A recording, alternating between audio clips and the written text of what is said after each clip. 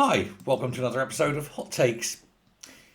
Shona, the Finance Secretary of Scotland, vowed that she would cut the government workforce by 20% by 2030.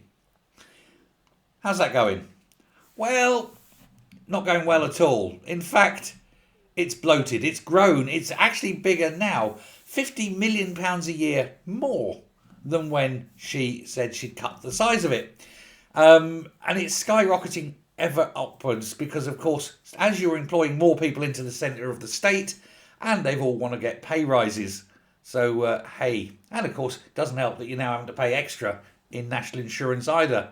It's a bugger, isn't it? And so this reduction of 20% is turning into a growth, and a very expensive growth as well. It's almost like a tumour, isn't it, this growth? It's a massive growth. But the bill has risen despite a litany of failures to try and cut these. And of course, it doesn't help that you've got an administration that's wanking money left, right, and centre on failed court cases, that's got a rising black hole because it can't control the economy, that's blowing money left, right, and centre on a cause it cannot win, independence, and various other manifesto promises that are falling apart beyond their control, such as the National Care Service. Way over budget, way not ever going to happen. And of course, the ongoing ferry disaster, the roads, the NHS, you name it. Everything is a little bit shit. But Shona Robertson and the Public Finance Minister, Ivan McKee, they together vowed that they would reform the number of bureaucrats, reduce them, save the cash, pump the cash into where it was needed. And they said it was a reasonable target to reduce the civil service by 20%. This is part of savings of around 5 to 6 billion that they said would be manageable and achievable. But, in fact, of course, the number of civil servants has not come down, it has gone up. And it rose again last year. In fact, it keeps rising. It's got a habit of doing that. The trouble is, as that grows, that's all got to be paid for by the taxpayer. And there's fewer and fewer of them. More and more unemployment, lower jobs, people leaving, etc. It's no wonder that they've got this big black hole. They've got an entire country's national civil service to pay and no one to pay the bill. The number of full-time officials rose by 430 in a year. Now, if you take, £40,000 average pay, it's 16 million a year. Where are you finding that? Who knows? But the government's operating costs have soared as well. Soared by 53 million, not 250 million, 53 million. And that's almost doubled in past sort of 6 years.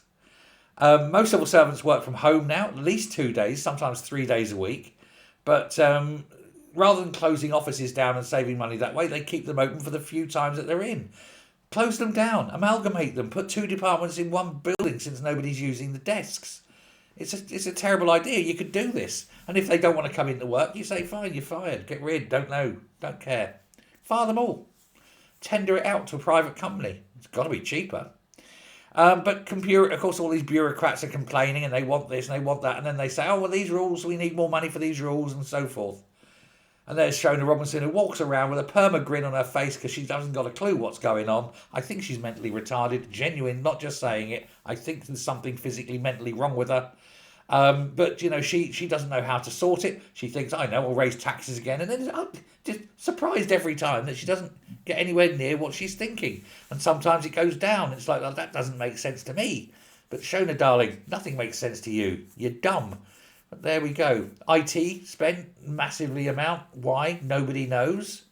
It's everything they do. Always late and over budget because they have to micromanage everything. The trouble is they're not managers. They're idiots. Let the people who know what they're doing do it and stop micromanaging them. Save a lot of money and a lot of stress. But they can't because they don't want anyone to have authority. If anyone finds out what's going on, there could be trouble. Still, at least they're managing to spend £19 million on people learning Gaelic. Very useful in an international market. Better off teaching them French or German or Chinese. Who knows? Unbelievable, isn't it? Let me know your thoughts on this one. Thanks very much. Bye.